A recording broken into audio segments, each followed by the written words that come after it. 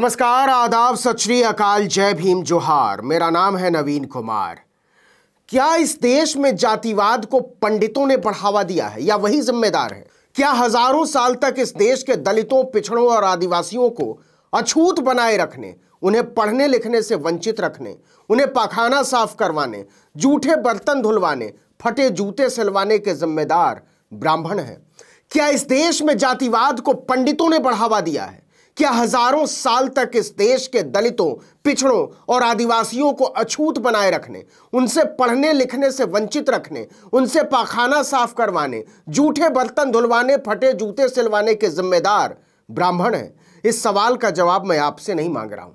हम जानते हैं कि वर्णों की अत्याचारी व्यवस्था के बारे में आपका जवाब क्या होगा, लेकिन अब तो खुद आरएसएस कह रहा है कि हिंदू धर्म को बर्बाद कर देने के जिम्मेदार ब्राह्मण हैं। और आरएसएस का भी कोई प्रवक्ता टाइप का नेता नहीं कह रहा है, खुद संघ के सरसंघ चालक बोल रहे हैं, साक्षात मोहन भागवत। और सुनिए, मोहन भागवत खुद ब्राह्मण है, वो भी चितपावन मतलब श्रेष्ठ वाले। और ये तो आप जानते ही हैं कि संघ का जो भी मुखिया होता है, सरसंघ चालक, वो ब्राह्मण के अलावा कोई दूसरा नहीं हो सकता। इसके 100 साल के इतिहास में रज्जू भैया को छोड़कर कोई भी दूसरा गैर ब्राह्मण सरसंघ चालक नहीं बना। उस संघ के ब्राह्मण सरसंघ चालक बोल रहे हैं कि हिंदू धर्म में सड़ी हुई जातीय व्यवस्था के लिए पंडित यानी ब्राह्मण जिम्मेदार है। वैसे तो मोहन भागवत के बयान अक्सर ही तहलका मचाते रहते हैं, लेकिन अपने इस बयान से तो उन्होंने अपनी ही जाति के श्रेष्ठता बोध पर प्रश्नवाचक चिन्ह लगा दिया है। दशकों तक, सदियों तक, हजारों साल तक निचले तबके के लोगों के साथ होते रहे अत्याचारों के लिए उसे जिम्मेदार बता दिया है। अब भागवत के इस नए धमाकेदार बयान ने जबरदस्त धमाका कर दिया है। आगे बढ़ने से पहले जरा ये जान लेते हैं कि आखिर मोहन भागवत ने क्या दिया है। उन्होंने साफ साफ कहा है कि जाति भगवान ने नहीं बनाई है, जाति पंडितों ने बनाई, जो गलत है। मोहन भागवत यही नहीं रुके, उन्होंने आगे कहा कि शास्त्रों के आधार पर कुछ पंडित जो बताते हैं वो झूठ है। जाति की श्रेष्ठता की कल्पना में ऊंच नीच में अटक कर हम सभी गुमराह हो गए हैं और अब हमें अपना भ्रम दूर करना है। भागवत ने यह भी कहा कि हमारे समाज को बांटकर लोगों ने हमेशा से फायदा उठाया, पता नहीं कौन लोग उठाने वाले हैं फायदा। इस बयान के बाद से पंडितों को काट मार गया है। उन्हें समझ में नहीं आ रहा है कि संघ और भागवत की जय बोलनी है या मुर्दाबाद बोलना है, क्योंकि इधर भी ब्राह्मण उधर भी ब्राह्मण का मामला फंस गया है। तो हो क्या? खासकर उन लोगों को सांप सूंघ गया है जो रामचरितमानस में शूद्रों और महिलाओं के खिलाफ घटिया बातों के विरोध में तीर तलवार लेकर बाहर निकल आए थे, मारने काटने की बातें करने लगे थे और मानस की उन दलित और स्त्री विरोधी चौपाइयों और दोहों के विरोध को हिंदू धर्म पर हमला बताने लगे थे। मोहन भागवत के बयान ने उन सब को सन्न कर दिया है।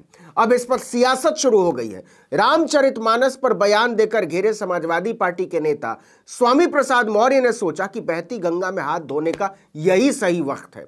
वो संघ प्रमुख के समर्थन में उतर आए। उन्होंने कहा कि जाति व्यवस्था पंडितों ने बनाई है। ये कहकर आरएसएस प्रमुख श्री भागवत ने धर्म की आड़ में महिलाओं, आदिवासियों, दलितों और पिछड़ों को गाली देने वाले तथाकथित धर्म के ठेकेदारों और ढोंगियों की कलई खोल दी है।